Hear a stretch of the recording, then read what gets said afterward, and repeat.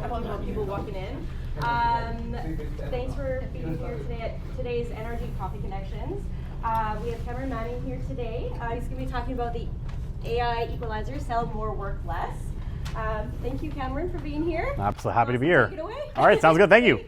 All right. So yeah, today's topic we're going to be covering is all about AI. So the AI equalizer. How many of you guys, before we get started though, I just want to get to know the room a little bit. First of all, I know this is a group for newer agents. How many of you guys are in your first year of real estate? Show of hands. Awesome. Okay, we got a few. How many of you guys have been in the business for about 5 years at this point? Okay, we got a couple. Excellent. And how many of you guys are vets who are past the 10-year mark? All right, quick take a look. Keep your hands up. Keep your hands up. Those of you guys who are new, take a look around. These are the people you want to go talk to because they have made it through the trenches. They've been there, they've gone through it, and they've lasted. So this is fantastic. I love when I get into rooms with a multitude of different skill levels, people in the business, and it's going to be a lot of fun. We are going to talk about AI. And predominantly, we're going to talk about how you can build your skills with using AI so you can start to compete with these agents who've been in the business a long time. You see, at the end of the day, the biggest thing that a lot of solo agents are always trying to fight for is market share against the large teams out there who've been doing it a long time. And what's the biggest advantage these large teams have? Throw it out there. What do you think? Leverage. Leverage, right? Relationships, definitely. But the leverage is the big part. They've got full admin systems in the back, right? They've got transaction coordinators, listing coordinators, marketing teams. Here's the thing about AI. You can have all of that at your fingertips without the cost that the big teams have had to incur over years. And that's why I call this the AI equalizer. As a solo agent, you can leverage AI to build a big business without having to spend that dollars, and you can compete for the market share that the big agents or the big teams have done. So that's what I'm really excited to show you guys. Today's topic is all going to be around building your skills with AI, how to get better output, how to get better use out of AI. Now, quickly before we really dive into it, who am I? Why do I get to talk up here? I really don't know. Gemma just said, hey, I'm going to make you talk about it because you do AI. At the end of the day, here's the thing about AI. AI is one of those things that's ever changing. And I just had an interview on my podcast recently with a gentleman by the name of Scott Tolar. Now, Scott is nuts when it comes to artificial intelligence. And he told me, he goes, here's the thing about AI. I use it every single day. I leverage it immensely, but I only feel like I'm at a grade 5 level. And literally the next day, an update will happen and I'm back in kindergarten. So the biggest thing that we need to realize when it comes to AI is it's ever changing. So we need to keep going back to kindergarten and learning. So today I'm coming at you guys from a grade 2 level, hopefully, and you guys can keep graduating from there. Because I'm no AI expert like you. I'm a real estate agent. I've been doing this for just over 10 years now. I'm going to just leave it 10 plus now. I don't want to add those numbers anymore. I've been serving the Greater Vancouver and Fraser Valley real estate market. We've been selling from Squamish out to Hope for the last 10 years. I host my own podcast. You can check that out, Manning Up on Real Estate. And feel free to follow me on any one of my socials. I'm the director of sales for the Kelly Fry team. Kelly and I, we've been working together for quite a while, that 10 plus, as we said. So enough about me, let's dive into this here. Let's really start diving into artificial intelligence. So most agents at the end of the day they're using AI wrong. The conversations I have, even within my own office, it sounds like people are using AI, ChatGPT, Gemini, like it's Google, right? They go in, they ask a question, they get a quick response, and then they move on. And the thing is, you could still just go to Google for that now. There's no point using an AI program and paying for it if you're only going to use it like Google, right? In fact, Google now has built-in Gemini, and it will actually summarize for you what you need to know. The thing is, what we're going to do is we're going to teach you the skills you need to actually leverage AI in your business so it becomes a tool to help you be better. The winning agents out there are not just working smarter, they're learning skills when it comes to AI. They're not typing basic questions in and they're getting basic answers. They're learning how to close that gap. They're learning how to prompt. They're learning how to systemize. They're learning how to use AI agents in their business. And that's some of the stuff we're going to cover today. But at the end of the day, it really boils down to understanding the right tools. So that's what we're going to cover today, is the right tools for the right job. Quick show of hands. How many of you guys have a ChatGPT account right now? Few of you guys. How many of you guys are maybe using Gemini? Okay, couple. Claude, Grok, Perplexity. Dave's got his hands up for every single one of them. He's probably got something I don't even know about. So that's one of the things we're going to start with, is understanding the right tool for the right job. It's not about having just one AI platform doing everything for you. And that's why you see someone like Dave literally had his hand up for every single thing. We're going to talk about the prompting skill that literally nobody taught you, right? How many of you guys went to class and learned prompting in school? Really, none of us, right? This is a new skill that we have to learn. How do we properly prompt AI to get the best response out of it? We're going to talk then a little bit how we actually start to train AI to be just like a teammate. No different than when you take on an admin. You take on the wage, you bring them on. Do you just throw them at the wind, throw a couple quick things at them and expect them to learn it? No, we train our admin, right? We have conversations with our admin. So today we're going to talk as well how you train your AI, you train your admin. From there, we're going to expand into creating master prompts and your digital brain.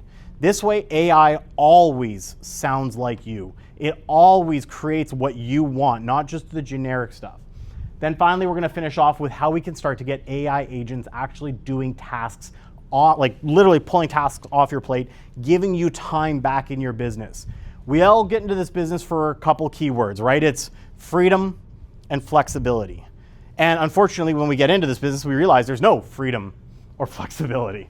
Right? We're at the whim, we're working till 1 o'clock in the morning, we're doing contracts, doing our admin, we're planning for showings. A lot of these tasks can get offloaded onto an AI agent. I'm going to show you 3 simple examples that we've done on our team that's saving almost $6,500 a year in administrative tasks for only $40 a month. And then I'm going to leave you guys with a challenge at the end of the day. Are you guys ready for a challenge to actually push yourself to do this at a higher level? No, someone said. Was that Gail back there? Oh, that heckler back there. Someone kick her out, right? Just kidding. All right, let's dive into this. All right tool for the right job. So here's what's happening right now. A lot of you guys are going into your toolbox and you have a toolbox full of hammers. And you're expecting to use a hammer for every single task. AKA, if you've got a ChatGPT account, you're using ChatGPT for every single thing that you do. You cannot build a house with hammers only, right? You need saws, you need screwdrivers, you need wrenches, you need actual power tools, everything like that. So everyone's using the wrong tool right now if they're only using one. So we're gonna match the right tool for the right job. So right away you can start saying, okay, for this task, I'm gonna move over to Gemini maybe. On this task, I'm gonna use Claude. This will dramatically, this one change, if this is all you take out of the talk today, this one change will dramatically change your output in the AI tools you're using. So what are those tools? I've kind of mentioned them before. First things first, ChatGPT, right? We've all heard about it. It's kind of the first one to market. Everyone got excited when ChatGPT came out, and we all started using it for one thing, right? It was writing listing descriptions, right? How many of you guys are still just using ChatGPT for listing descriptions? Don't be shy. Yep, we got a couple in the room, yeah. All right.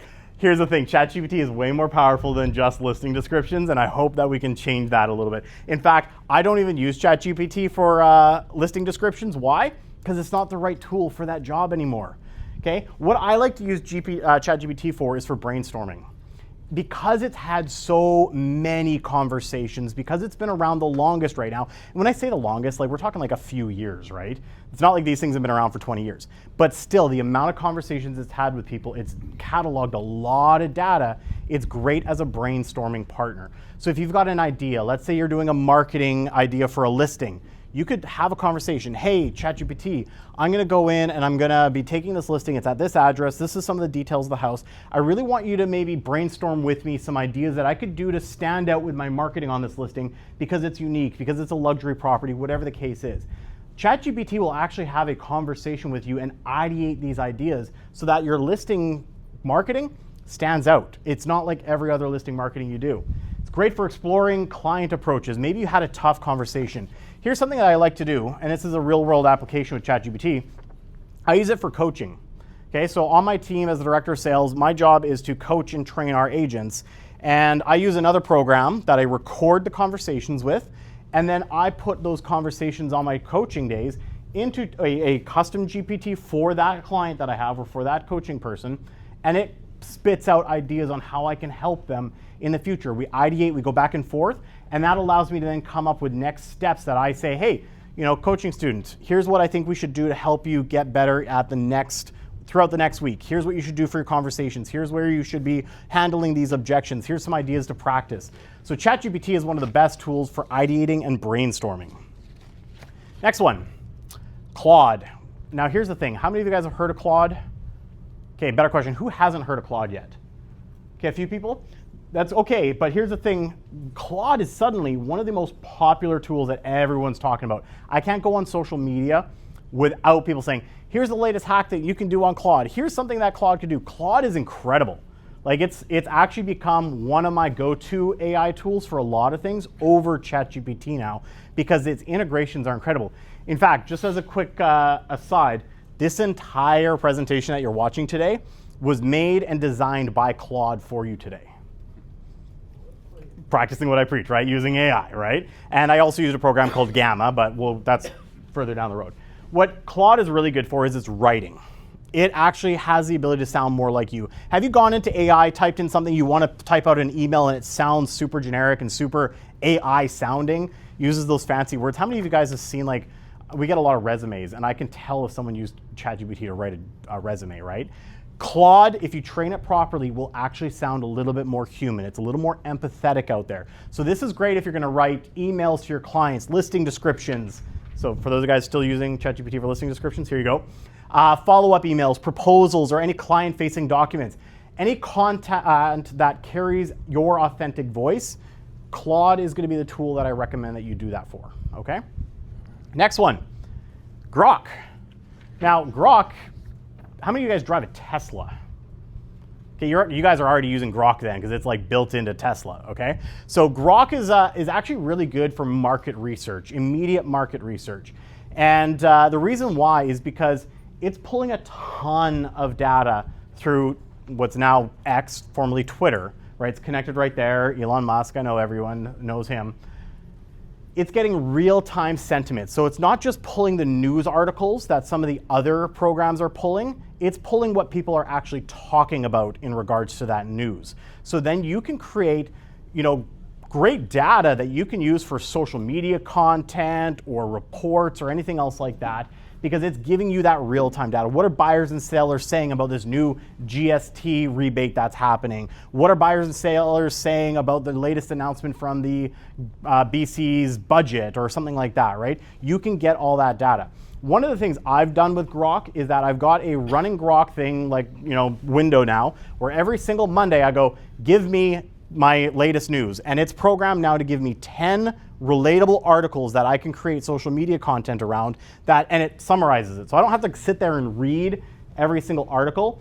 It's just giving it all to me so I can just say, okay, great, here's 10 things. I can now make 10 posts on social media that's relevant to the buyers and sellers today. So it's really good for getting that real-time data. And then finally, Gemini. Don't sleep on Gemini, guys. Who owns Gemini? Google. What's one of the biggest tech industry companies in the world? Google. Gemini is fantastic for deep research. Here's a good case study. How many of you guys love reading Strata documents? Kelly, you've been around for a while. What's your favorite thing about reading Strata docs? I don't. Not a thing, right? So this is a tool that can take that 2,000-page document that you get, or those multi-documents, you feed it in, you train it to then identify the key things that you need to know about, and it can pump out a report that you could then take and copy, put it into Claude, create an email, summarize it, give it to your client in your words, right? Think about how much time that alone would save. Okay, I was literally just downloading one of our Strata documents and it was 2,135 pages. Like, I've learned how to speed read that stuff, but even then it still takes me a couple hours, right? Think about the time savings. What's really cool about Gemini 2 is because it's integrated with all of Google's ecosystem, you've got Workspace, you've got YouTube. This is super cool. It can analyze a YouTube video for you and pump out a report. For example, I did this recently where I wanted to create better thumbnails on my YouTube channel, and a video just came out. It's 45 minutes long on what are the trending thumbnails that are actually grabbing people's attention. I go, well, 45 minutes, I could sit there and watch it. Maybe I put it on 2x and I can maybe shave that time down. Or I took that link, popped it into Gemini. It summarized all the key things that you need to be looking at when doing thumbnails So now whenever I go to create a thumbnail for any of my videos, I actually go back into that thing because it's got that video summarized, and I say, here's the concept of the video. What should I be doing with my thumbnails based on this concept? And it pumps out the report on what I need to do to create my thumbnails. So Gemini is an amazing tool. Again, fully integrated. We use it for things like we had to do a form, Google form. We were sending out to some agents, and Gemini, literally I prompted it and it created the Google form for me. Something that would have taken me 10, 15 minutes to do now took me 30 seconds, right? Everything that we're doing is using the right tool for the right job to save you and buy your time back in this business. So we can actually start understanding and realizing some of that freedom and flexibility. Until you realize that you're going to fill that time with more lead gen, you're going to get more business, and then that freedom and flexibility goes away. But now you're more efficient, making more money.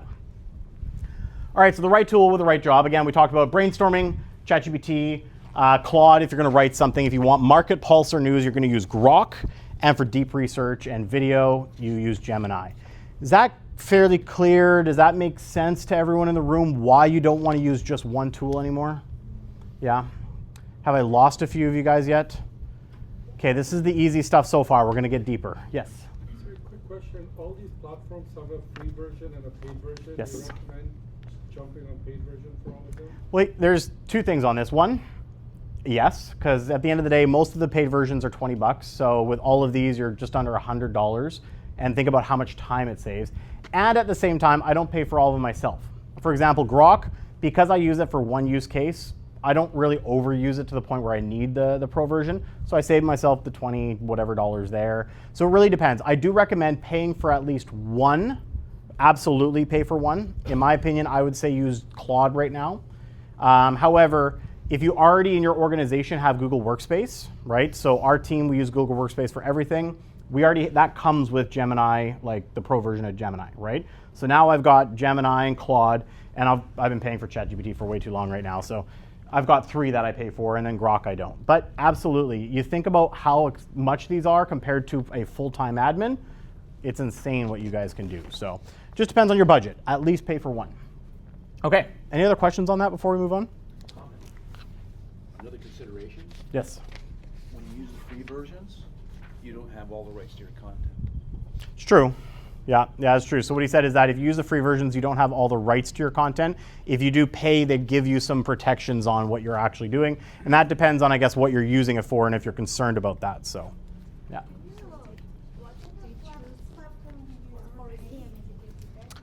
We're not talking CMAs today, but there's a few, like honestly, for CMAs, I just print out the listings and I bring them with me, right? But was that MLS? Yeah.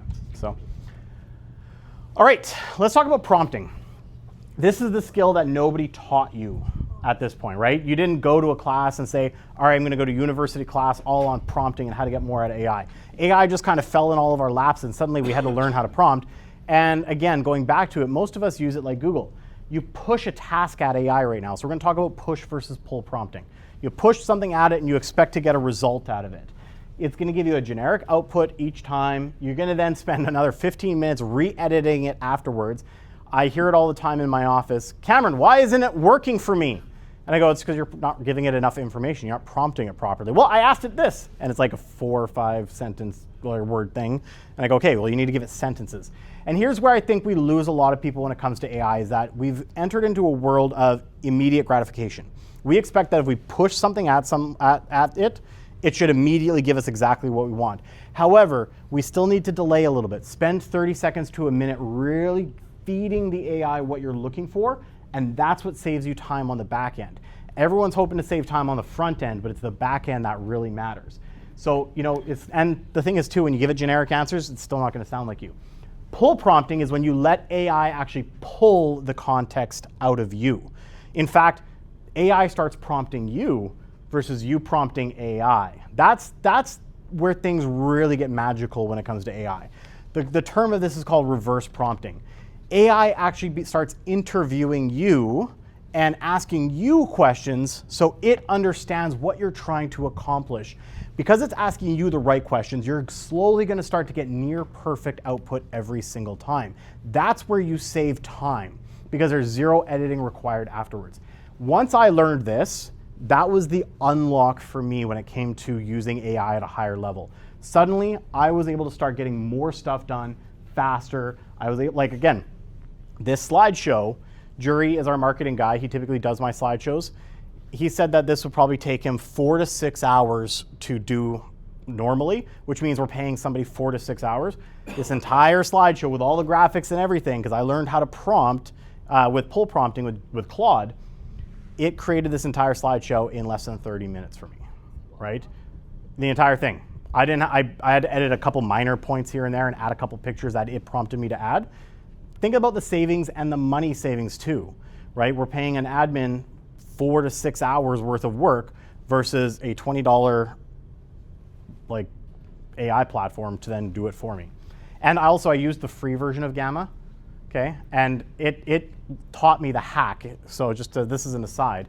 Gamma only lets you do 10 slides on the free version, okay? You have to then pay, which means you're adding another AI tool into your toolbox. However, Claude goes, here's what I can do. I can design 10 slides at a time on separate ones. You just copy and paste them into the master and you get to do it for free. Claude gave me the hack to save me money, right? Because I was like, oh my God. So again, these tools are incredible that way. Quick question. So 30 minutes for the visual aspect, and you said, okay, I'm doing a presentation on AI Advantage. Did you give it a lot of sort of talk about this, talk about that? Or did you Yeah, I mean, the initial conversation, like this was prior to doing it. There was about a 10-minute conversation in advance of saying, here's the concepts I want to teach.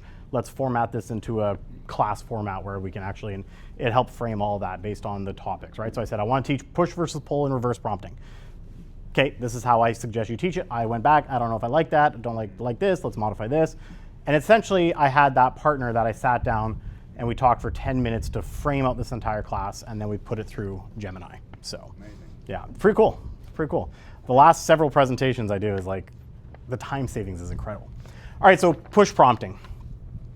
So what most people do is they say like, write me a follow-up email to a buyer who went quiet. Keep it under 150 words, make it friendly. That's the average push prompt. You're pushing it at AI to give you what you want. And you're gonna get a generic response. AI is gonna guess because you haven't given it the context, right? It's saying here like, hope you've been doing well, just wanna check in and see how things are going on your end. No pressure at all. It always does that, no pressure, right? I know life gets busy. I've been still keeping an eye out for the opportunities that might fit what you're looking for, and I'm happy to recommend blah, blah, blah. So I'm still gonna have to go into this and be like, oh, well, you know, we didn't actually send any properties maybe. Maybe this is pre-putting that search together. I didn't tell it that, right? So you can see here, we'll do a quick live example of this. Okay, so let's go over here. And same thing, that's the exact same write-up. Here is in Claude, which is my favorite program right now, but still, if you don't give it enough context, you can see a live version of this happen. It's thinking a bit, it's trying to figure out what it wants to do. All right, here we go. It actually gave me 2 suggestions. All right, so that's pretty good. But checking in after your showing last week. Okay, did say I did the showing last week. Okay, hope you're doing well. Just want to check in with you after your showing last week. I know the home buying involves a lot of moving pieces, so no pressure at all. There's no pressure at all, right? I'm just here for when you're ready to talk about next steps, have questions, or want to revisit anything. If that one didn't feel right, I'd love to help you find something that does. There are a few other spots I could think could be worth. Either way, I've got you. Just reply here and give me a call. So again, it sounds very generic, right? It sounds like you threw it at AI, exactly what it is, and then you send that to a client. Do you think you're going to get a response and a conversion if they've gone quiet through that email? Not likely, right? So what we need to start doing is, okay, we need to understand how to prompt it properly so we can actually get the right response from AI. So how a pull prompt works. Here's an example. I need to write a follow-up email to a buyer who went quiet. So the same thing. We're still trying to get that feedback email. Before you write it, here's where things change, okay? Before you write it, ask me the questions that you need to make this actually sound like me and ask one at a time. Now suddenly you're telling AI to prompt you, right? So you're giving the initial prompt and it's now gonna ask you all the right questions. It's gonna gather your voice, your relationship, your goal. It's gonna give you answer it. Might take you a couple minutes. Again, this is where instant gratification needs to be put aside. We need to actually spend a couple minutes on this so that you can get the right response. Is it worth spending 1 to 2 minutes with an AI going back and forth to land a client that might make you $10,000 to $15,000? Absolutely, right? And you'll get near perfect output. 0 editing sounds like you. So here's what it looks like. Again, this is the reverse prompt. Before we do that, I'm gonna show you an example. I've got it preloaded. Okay, you can see here, I need to write a follow-up email to a buyer who went quiet after the showing last week. Before you write it, ask me any questions you need to make it actually sound like me and hit the right note with a specific buyer. Ask one question at a time before you answer. So that's going to be an interactive thing. Who wants to be my volunteer to answer the questions? Don't all jump at once. Yeah, sure. Jeff, sure, come on up. So I'm going to give you the keyboard here. And when it asks the question, so we'll be looking at the screen, I want you to answer it back. So let's run it right now. It's going to do its thing. And then okay, let me make this feel right. Before we write anything, first question, how did the showing actually go? Were they visibly engaged, on the fence, or hard to read?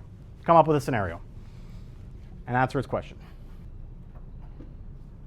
All right, we'll maybe end it there and let's let it prompt again. So the showing was pretty good. We had 3 groups through. 2 of them were accompanied by an agent. The sellers have some urgency as they're moving to Toronto. The property is well kept in a great location. I think it's a great choice for buyers. So let's see what Claude comes back with here. So got it. Sounds like a solid interest and motivated seller situation. Second question, which buyer are you following up with specifically? One of the agent accompanied ones or an unrepresented group? And do you know anything about where they're at? First time home buyer, investor, etc. Who wants to jump in as the second person doing it?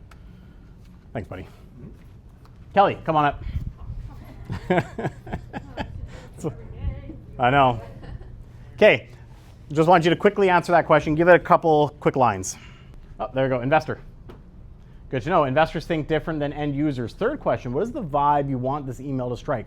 Are you nudging them toward making a move, offering to run numbers for them, or just checking to keep the door open? So I'll jump in on that one there. So, thank you. You can go. All right, so let's say checking in to keep the door open. All right, let's see what we got. Perfect. Low pressure relationship first. Last question. Do you have their name? Is there anything personal you remember from the conversation at the showing that you could reference to make them feel? So let's go. Yes, they are Jim and Anna, and they are thinking about their first investment property and looking to slowly start building their portfolio. All right, great details. First investment property is a big moment, easy to reference naturally. Give me a second, I'll put this together. So now it's going to start thinking. You've now given it more context. That's the key versus a push versus a pull prompt. It's now pulled all that info, and now suddenly you have great meeting you both last week. Hi, Jim and Anna. Just wanted to reach out and say it was great meeting you both at the showing last week. Starting your investment portfolio is a big step, and I know there's a lot to think through. No rush at all. I just wanted to let you know that I'm here if you have any questions. If any questions come up as you process everything, the sellers do have some motivation to move. So if the numbers ever make sense for you, there could be some room to work with there. Happy to walk through that whenever you get the right, whenever it feels right. Hope you're doing well. Talk soon. So it also gives you a little bit of a reference as to what this is. So short, warm, zero pressure, a few things I built intentionally. And again, it then asks you, again, it continues to prompt you, want me to adjust the tone, add a specific call to action, or tighten it further? So that's the key between the different prompts. You can see the difference between each one.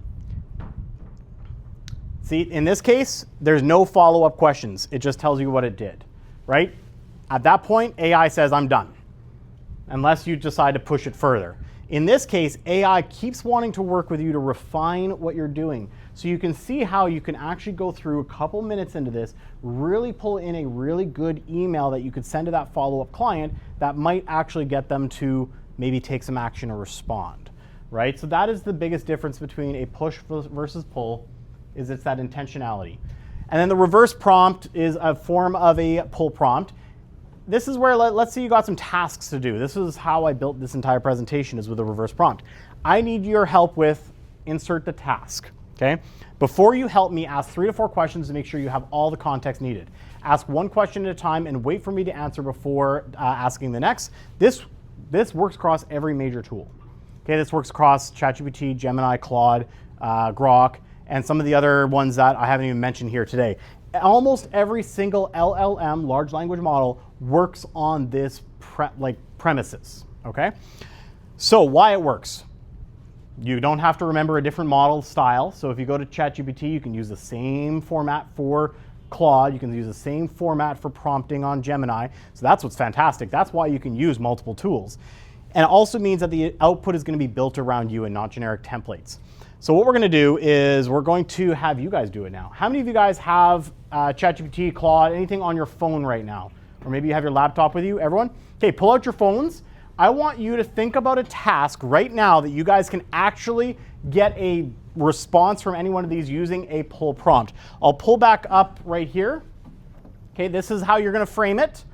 And I want you to actually do this live. And I want whoever's brave enough to share the results. Pick whatever task you want. And I want you to go through this process right now and see what kind of output you can get from your AI program. Kelly. You want to know my question? Yes, let's hear it. You ready? Yes.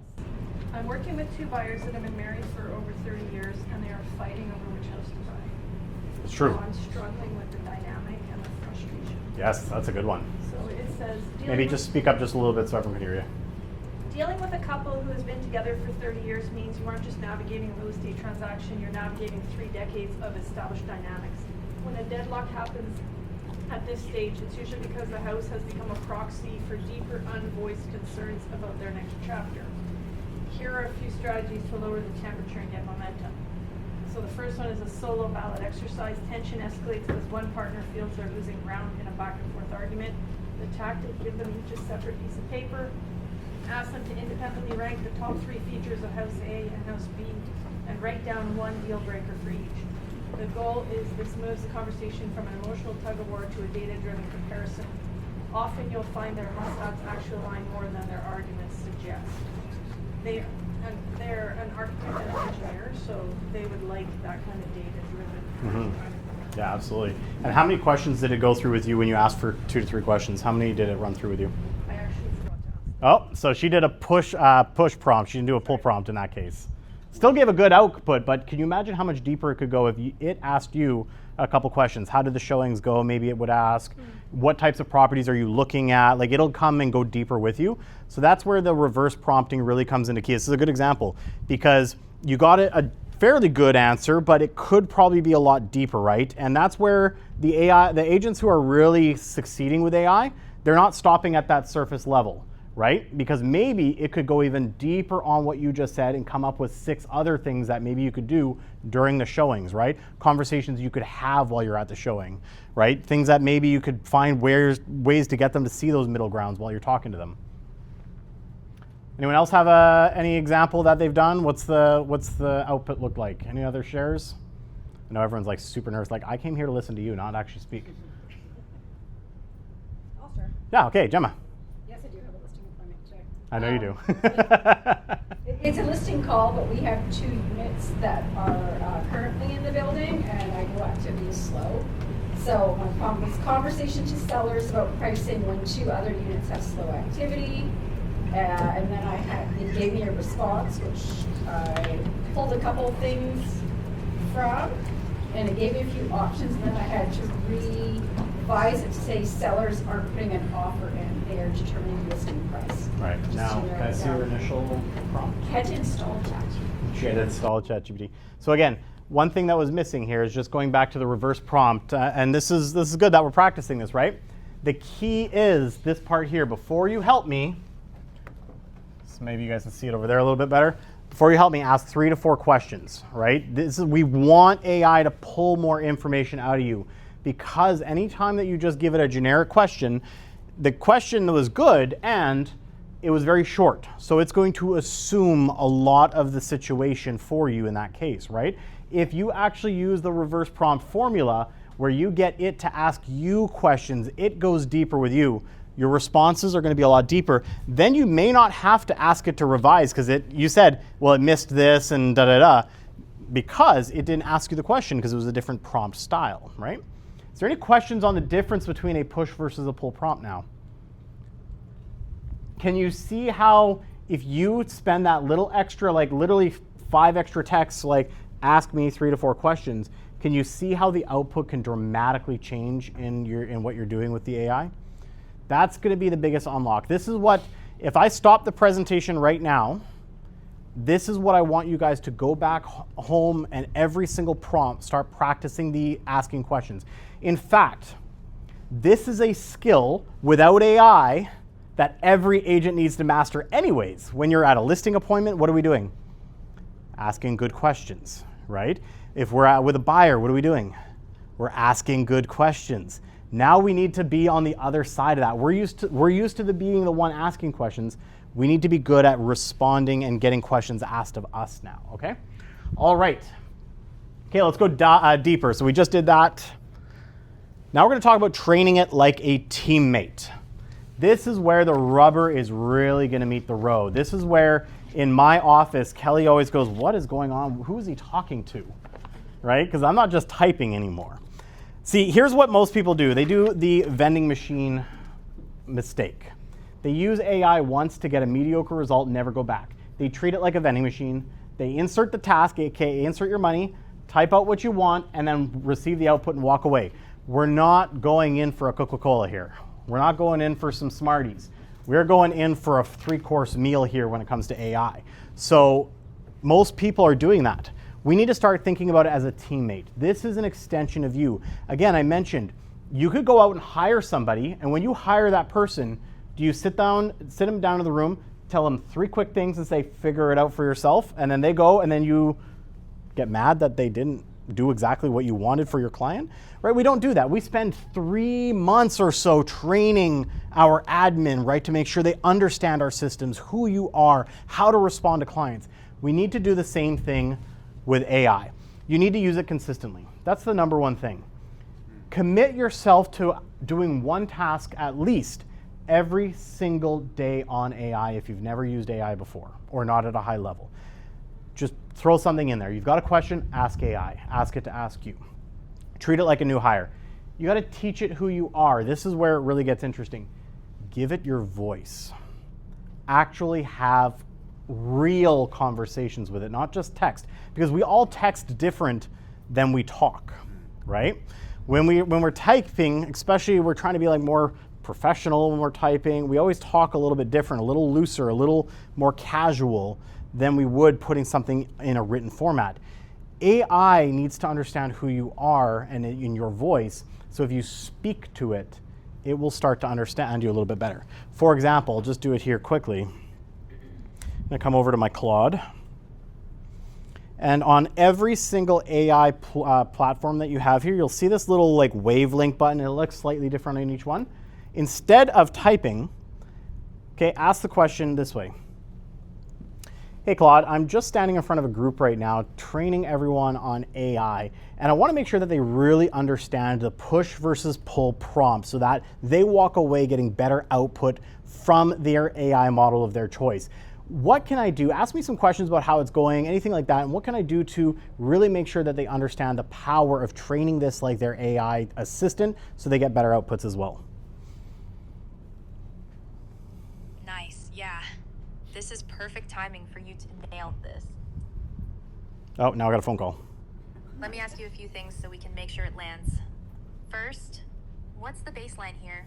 Are these folks already using AI regularly, or are some of them brand new to it? That changes how deep you can go with the concept. Second, when you say push versus pull, I'm assuming you mean push being like, here's what I want, go do it, versus pull being more like, I'm asking questions to draw out better answers. Is that the framing, or are you using different language? And third, the real one. What's their pain point? Are they frustrated with generic outputs, or are they just not thinking about prompting strategically at all? Once I know that, I can help you build something that makes... Oh, now that phone call's coming back in. They really want my attention here. Okay, we'll stop it there. But you can see how having conversations with it comes in. Like, it actually starts talking back to you. It actually has that conversation. Sometimes what I do when I'm super like stuck in an area where I'm really bored, I don't have enough cell signal to like tether my laptop and do work, but I have just enough to talk to AI. I've literally had it do like games with me. I'll be like, hey, I'm stuck waiting for a client. They're stuck in traffic. It's 20 minutes. I want to build my skills with something. Ask me some like questions around my job as a real estate agent. Help me build. Let's do some script and role play. Here's something that's really cool actually on our team. We have a custom GPT for script and role play that agents can use. So if you don't have a script and role play partner, we actually built it for all of our team members that they can go log in, click on the custom GPT, and it will actually use approved scripts that we've programmed. So we use the Glover scripts with Glover U. We put it in there as a framework, and it will run through scenarios with you. Hey, I'm going on a for sale by owner. I'm going to go door knock it. act as the seller, give me objections. It tells you, do you want normal or medium, right, or hard? So it depends on how much objections you want to handle, how hard you want to close, and it comes up with different scenarios. There's so many things that you can do to build your skills with AI just talking to it. And then over time, you'll watch it compound. Gail. In that instance, obviously there's a way that you can get them to keep those scripts in there so that you don't have to keep loading them in. That's right, yeah. Just automatically do it, or do you have to? So do it?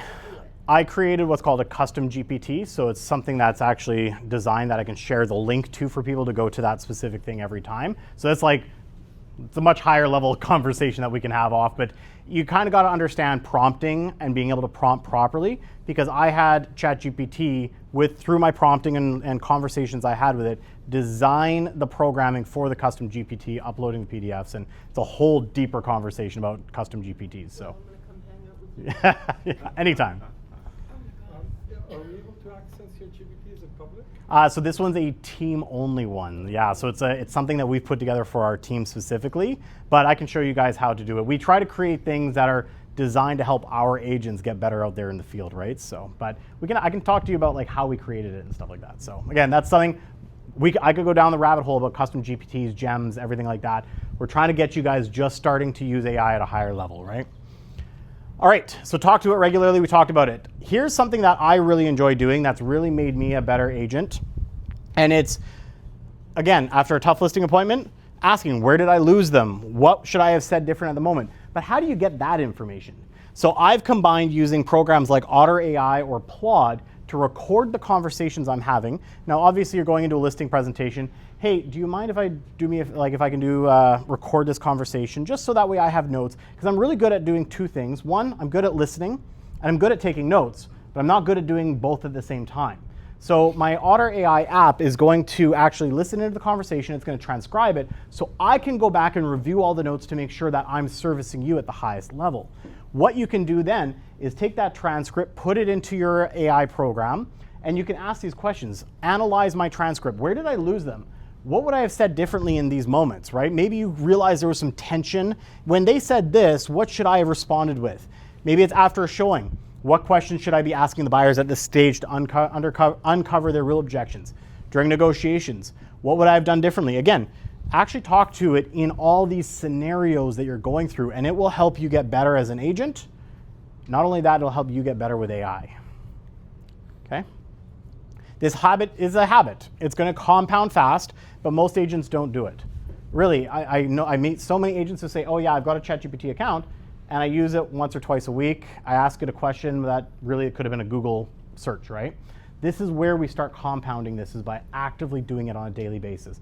I challenge you guys, like I said, a couple times a day, go into ChatGPT, go into Claude, whatever program you want to use to start, or if you download all of them, start using them for the different tools, but have regular conversations, put regular things on their plate so it can help you and it starts to understand you better.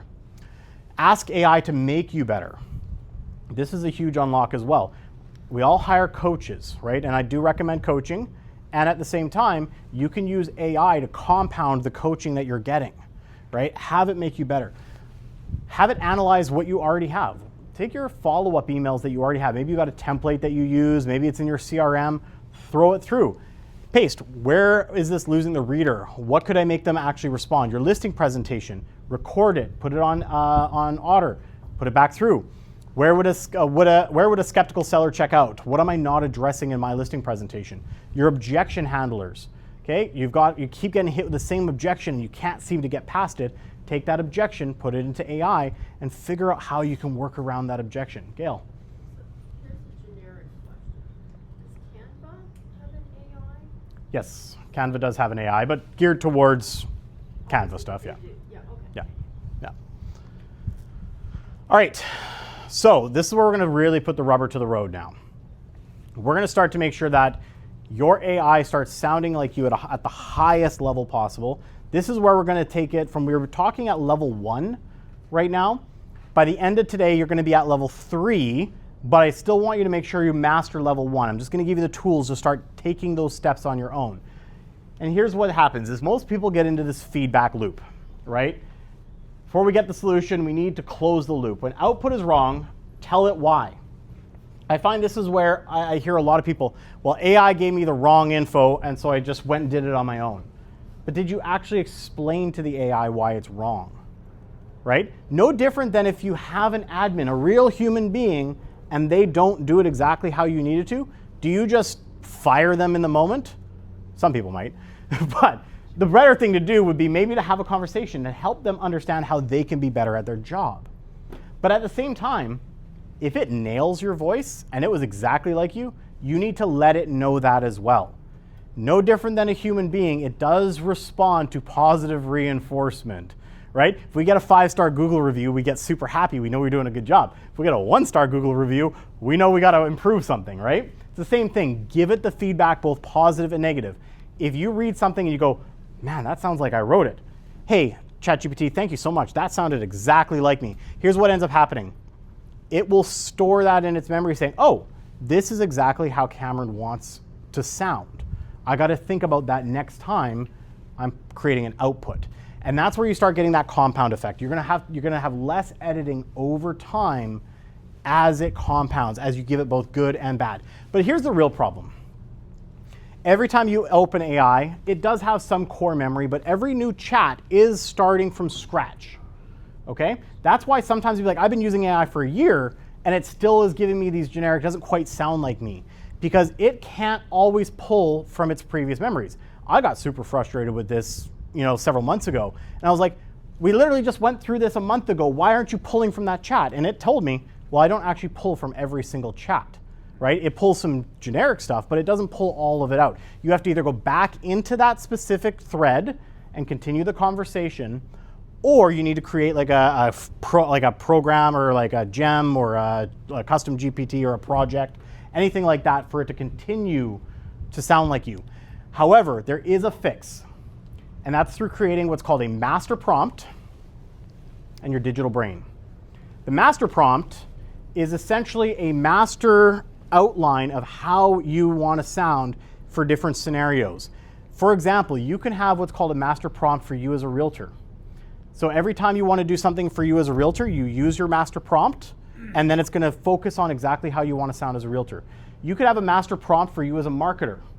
You could have a master prompt designed for you as a husband, a wife, a son, a daughter. Literally everything you can think about that you want to use AI, you could have a master prompt. So when you put it into a brand new chat, it's going to use the parameters in this master prompt to help sound like you. Okay? And then your digital brain is how we start expanding this across multiple LLMs. Because that's the biggest annoyance too. You spent so much time on ChatGPT. This is where I was like, oh, when I learned about needing to use Claude, Gemini, and Grok, I was like, but I've spent so much time on ChatGPT. How am I have to double down on all that time across 4 platforms? The digital brain. Basically take everything that program has learned about you and shift it over to the other one so they instantly recognize who you are. So let's talk about building this out. So the master prompt is a 1 block of text or even a full PDF. Mine's a full PDF that I have that you paste or drop in before any tasks, and it changes everything about how AI knows what it knows about you. For example, if you're focused on tasks related to being a realtor, you have your master prompt for realtor. Then suddenly you are, let's say, dealing with some relationship stuff, and you've got a master prompt for how you can be a better father. You can put that one in there as well. You've got a master prompt for how you can be a better mom. Maybe you want to be a better at finances. Maybe you want to be better as a marketer. All of these, you just drop it in first. It's going to tell AI your role, your ideal clients or who you're talking to, your tone of voice, what you never say in every session and every tool. You don't, and here's the thing, you don't write this. You don't spend the next 20 minutes, 30 minutes, 40 minutes, an hour typing this out on a Word document. You have AI interview you to create the master prompt, okay? Then once it's interviewed you and you're happy with that master prompt, you might have to go and edit a couple things, but once you're happy with it, you copy paste it and it's good to go. I keep my master prompt in a PDF because it's longer, on my laptop ready to go for copy, like just drag and drop or whenever I need to focus. And I'm gonna show you guys an example. Take a screenshot of this. This is, and you will get a handout later, but take a screenshot. This is how you start the master prompt, okay? I wanna build a master prompt for my role as a real estate agent. Your job is to interview me Ask me targeted questions one at a time covering my market, who I serve, my ideal client avatar, my tone and communication style, what I never say in my writing, my current business goals. When you have enough, write my master prompt in a single block that I can paste into any future AI session. Start with question 1 now. So it's literally gonna, now that you've given it that info, you're gonna have an interview. Now when I did this, it took me about 7 to 10 minutes to do this.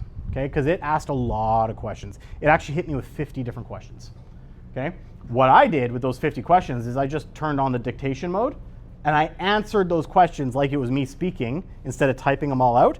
And I hit enter, it asked me the next one, dictate it, answer, dictate it, answer. So, and it still took about 10 minutes to do that. Here's what it came out with for me. This is just a snapshot. This is not my entire master prompt. Mine's 3 pages long. Okay, voice and style. Be friendly but direct. No hype, plain language unless asked to expand. Default format, give me everything in bullets first. I don't like big text blocks, you know, TLDR, too long didn't read. AI is kind of bad for that. So I asked it specifically to give it to me in bullets so I can fast read stuff. Okay, then write a draft copy or assist if requested. If missing details, this is now building in the reverse prompt into my master prompt. So now I don't even have to ask it in the future. Now we've gone to that next level. If missing detail is needed, to avoid guessing, ask 3 to 7 targeted questions and propose reasonable defaults. Okay? Current context. Team today, 3 agents in total, 2 in production, Kelly and Cameron. That's changed now. It's now 4 agents in production and 1 marketing team member. So I did this about 4 months ago. Service areas, Lower Mainland, Fraser Valley. Agents need to be willing to drive up to 1.5 to 2 hours for deals when appropriate. This is for my role as the director of sales, by the way. Tools, we use Google Workspace, KW Command, which is our CRM, and Folio, our transaction management program. We use KW models, and Glover use scripts and roleplay frameworks. My non-negotiable guardrails: do not exaggerate, inflate numbers, or invent facts. So I'm telling it right then and there. I don't want all this, because AI can do that, right? So that we call those artifacts. It can invent some things. And you're like, wait a second. Okay, do not call out competitors, but you can reference them as examples to make a point. Avoid legal advice. Okay, I don't want it to give me legal advice. If a legal or compliance topic appears, suggest verifying with the brokerage or compliance to keep high-level best practices. Never propose negotiating our split. We do not negotiate our comp. And our 12 months targets was, I took our business plan, Kelly and I sat down, we did our business plan as a team. I took that, gave it to it. So we want net 9 producing agents on our team, assuming that we recruit 12 for attrition. 150 total team transactions, $1.5 million in GCI with an approximate company margin of 30 to 33%, and an average of 6 to 10 transactions per producing agent per year to start, right? Especially if we've got newer agents, which is what we're recruiting at this point. So that now gets put into any time I have to do anything as the director of sales. I'm coaching a new agent, I put my master prompt in. I'm coming up with some sort of a recruiting plan that I want to do, my master prompt goes in there. It now sets that parameter so I don't have to keep training it going forward. Is there any questions on the master prompt? I know this kind of takes it to that next level. We're in level 2 now. Okay. Then is the digital brain. This is now how we transfer your data across all 4 platforms, right? The digital brain in 5 steps. If you've been using ChatGPT, who's mostly ChatGPT again? Okay, only a few. That's surprising. I thought more people would have gone. You can do this on ChatGPT, Claude, anything. You're going to want to extract as much history in the conversations that you've had with AI so it can tell the other AI programs based on your brain how you've been responding, the conversations you've had, the tone you've had. I have it analyze my emails. So emails that you wrote, not that AI wrote, right? You want to actually say, here's how I've written my emails, here's the tone. What I did is I sent one through team members. I copied and sent that in. I did one to a client, and I did one to just some people I know. So it got the different tones, right? If I'm talking to my clients, this is the general tone I use. If I'm talking to my team, I maybe have a little bit of a lighter tone. And with my friends, then it's off the rails. Same with analyzing my text. I screenshot a bunch of my text, same thing, between clients, between teammates, and between family. Okay, giving it different perspectives. Give it whatever perspective you want to use it with. And then I gave it my LinkedIn profile, so hopefully your LinkedIn is up to date, so it analyzes who you are as a professional, right? You're going to put all of this into your main LLM you've been using, and then I'll give you the framework on how to do this afterwards. And it will sit there, and it takes a while, guys, because it's going through all your data. This took about 20 minutes of it just sitting there spinning before it pumped out this massive block that I could then turn into a PDF and use across all the things. So when I went to Claude for the first time, I took that digital brain, popped into Claude, said, save this to your memory. Went over to Gemini, save this to your memory. Grok, save this to your memory. So that way, it understood me immediately like I've been talking to it for the last several years. So this is what you're going to copy tonight. Take a photo of this part. And really, the biggest thing that you want to do is start with part 2, which is start going and finding those emails, those texts, everything like that. The memory dump, that's the easy part. That's a simple text to prompt. And at the end of this, I'm going to give you guys all just some reference guides. So you'll have all the different prompts that we've talked about today, including building your master prompt in digital brain as well. So again, memory dump, analyze your emails, thread texts, LinkedIn content, and then it's going to synthesize everything into your digital brain document under 1,000 words. All right, any questions on that? That was pretty quick, but very important to start mastering. That is level 2, right? Level 1 tools you type into, okay? Prompts that work for you, including your master prompt, digital brain, and how to reverse prompt. Today we're going to finish off with how the rubber meets the road. This is all you giving inputs to AI and getting outputs back. This is still you being involved in the actual work. What if I told you that you could actually have AI do stuff in the background on a regular basis for you where it actually becomes that admin? You don't have to prompt it anymore. It just takes a task that you've assigned it and it runs with it on a weekly basis. Does that sound like something you guys would be interested in learning? Definitely, yeah, me too. When I learned this, that was the unlock, right? That's where I go, huh, saving money, saving time, selling more. This is the equalizer right here.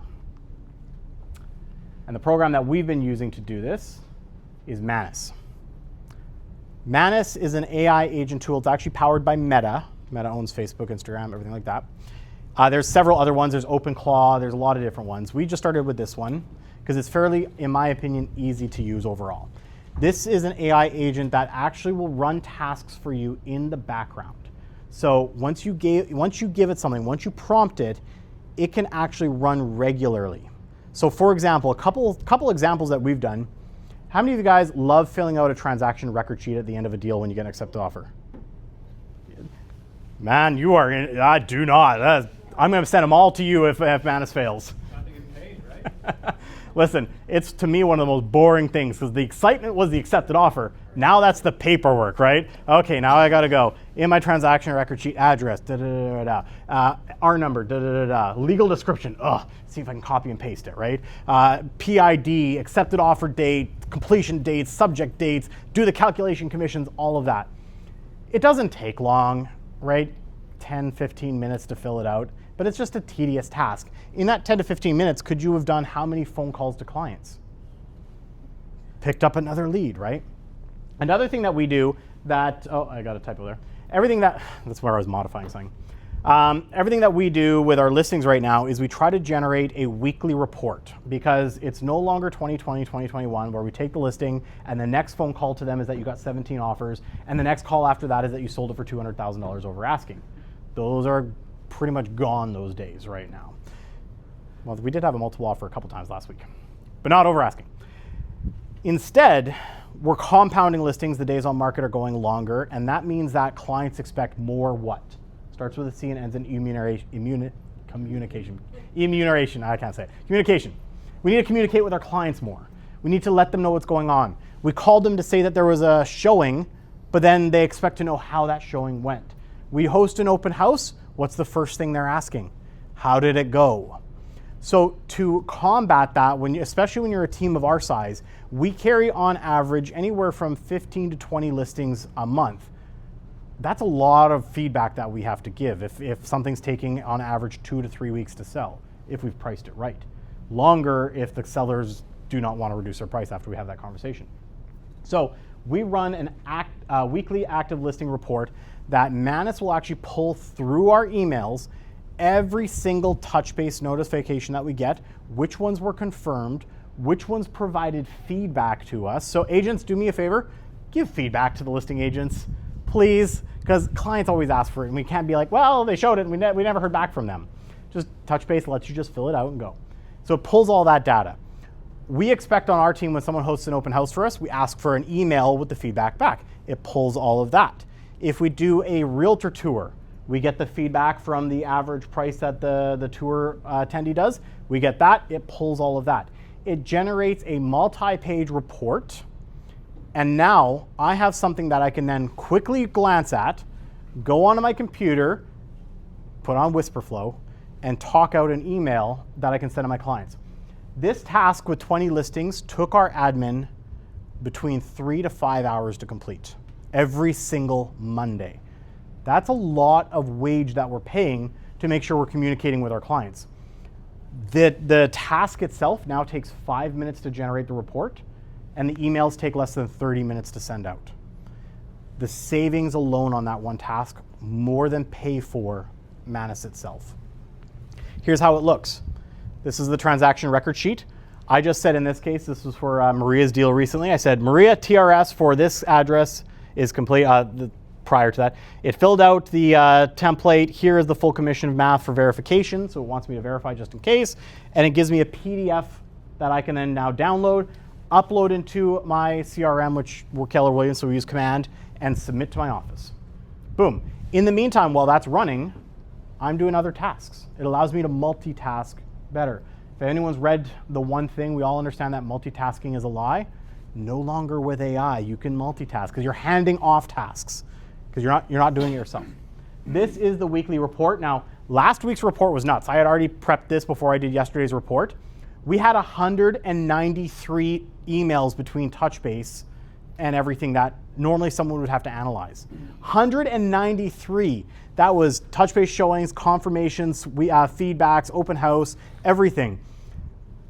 When I saw that report, I almost had a heart attack, because if I had to go through all of that, I'd have been there for a day going through 193 emails to review them all, see which ones, for which property, organizing them. You can see it gives me the breakdown. For our listing on 158th, we had 9 confirmed showings, we had 1 cancel, we had 8 that actually went and did it, and we got 3 feedback from it. And then in the actual document that it creates, it pulls all that feedback out for each one of those showings and gives it to me. So then when I'm reading out my emails or speaking out my emails, then I'm just pulling, hey, so we had one of the showings, this is what they said, the property is probably a little overpriced based on them. These guys thought it was well priced but needs a little bit more work than they're willing to do, I can now frame my email, okay? So here's what the math looks like for those who are high C's out there. If you hire an admin, what we're doing right now just on 3 tasks, I didn't even talk about one of the other tasks, it equals about 5 hours a week in saving just with these 3 tasks. And that's assuming that we don't add more listings. We are onboarding a new agent soon, and she's about to walk in with 20 listings. So, oh my God, that's gonna add another 4 hours a day. So at 5 hours a week, over 52 weeks, if you hired somebody at $25 a year, you have to pay $6,500 out of your commissions that you're earning to have an admin on 3 tasks alone. 3 tasks. Manus, we're paying $40 because we've bumped up because we're doing a lot of tasks. It's about 2,000 credits for $20. It runs on a credit system. So we had to bump it up because we've been using a lot, especially when you first start and you have no idea what you're doing. I burned through those credits within the first 2 days. And I was like, oh, I had to wait a month before they reset. Now I figured it out. I have Claude write my programs for me to put into Manus. So then Claude trained Manus for me. And now suddenly these tasks are running at about 500 credits a piece. So we got a lot more, 8,000. It's $40 that we're paying with the same 260 hours automated, and it's costing us $480 a year. Can you see how investing in AI properly can equal the playing field? There are teams out there paying full wages, 40 hours a week, multiple admin, and just 3 tasks alone cost them $6,500. And those are tedious tasks. Even if you are on a team that has admin, if you train your admin to start leveraging these tools, your admin will become significantly more efficient out there, meaning that they can handle higher volume. The biggest roadblock that a lot of agents face is when their admin can't keep up with the volume that you're producing, so you back down on how much you're selling, which means you're impacting your own life, right? You could sell more, you've got the capacity, could make more money for your family, for you, for whatever you want to do. This is going to allow you to take that and run with it. So what does all this mean for you? Well, first of all, you can punch way above your weight class, right? If you're gonna go up against a team with 20 agents, you can compete with them now because you have the same administrative capacity that they do with multiple people in their back end. You're gonna have a big team output with your solo agent size if you're a solo agent, or maybe you got a partner. AI is gonna close the gap. It's not gonna give you 100% of the same advantages, like the fact that some of these big teams have been around for a while, so they own market share, but it's gonna allow you to compete in terms of time. And if you start today learning these skills, you're gonna compound significant more experience than those who have been just putting on the brakes and going, hey, Google, what's the temperature? Hey, ChatGPT, is there traffic today? Right, that's Googling, right? Let's take this and compound our experience with it. Because AI doesn't replace agents. It replaces you in the tasks that you don't necessarily need to do, but you are still the one who needs to communicate with the buyers, the sellers, all the clients. You're the one who's gonna sit down with them, hear about their hopes and dreams, where they wanna move to, why they're selling their house. You're gonna be the one going on those showing tours, talking about why this property matches what they're looking for. What it does replace you is if you use the right tool with the right task, you're gonna be more efficient, okay? You start prompting with proper context, you're gonna get faster at it, and you're gonna get better results. And eventually, you're gonna get to that point where you're gonna build systems that completely replace yourself on the low level tasks. So here's what I want you guys to do tonight. I want you to go and write a list of all the things you do in your business. And I want you to rank them either a $1 sign or a $4 sign. If you rank it as a $1 sign, meaning it's a low wage, low income task, figure out if there's a way to automate it through AI, okay? And that could be a conversation with ChatGPT or Claude. Hey, this is a task that I'd like to offload. What does it look like for me to be able to offload this? Ask me any questions that you need to understand the task at the highest level. Okay, start going through that. Your focus as agents, as business people, should always be the $4 tasks. Okay, that is lead generation, picking up the phone, calling people, going on appointments, negotiating contracts, showing homes, and script and role play. And again, you have to still script and role play so you can actually stand in front of a client, but AI can still help you with that, right? So, okay. And again, so this is your 24-hour challenge. Pick one real task that you're going to automate. You're going to learn how to use the reverse prompting so that you can get better at it. I want you to run the master prompt interview and start putting together your digital brain. All of this stuff can be done tonight. It doesn't have to be perfect. You can go back and do it again when you get better. But by tonight, you should have all of this ready to go. So by tomorrow, you can start talking to AI daily and getting better output. And I do have a couple bonuses for you guys tonight, if you guys would like, or today, I should say. It's not tonight. I normally speak at night. We've got a couple things that you can use to help. How many of you guys are doing video content? A few of you guys? Okay, we use a program on our team called Descript. I love this program. I do a lot of long form content, podcasts, interviews, everything like that. The AI tools built into Descript are incredible. So for anyone who uses the QR code, you can get 50% off your first 2 months on the creator plan. I do recommend the creator plan, honestly, because the free version is very limited. If you put a long form content in, you'll use up your free usage really quick, and it's not that expensive. It's like $20 a month. And then for Manus AI, this is the tool we just talked about for automation, because it does require credits. If you scan that QR code, you'll get 500 extra credits for signing up with that link right there. So immediately, you don't have to necessarily upgrade right away, but you'll have a little bit more credits to play with while you get learning. So those are both 2 exclusive opportunities you can do today.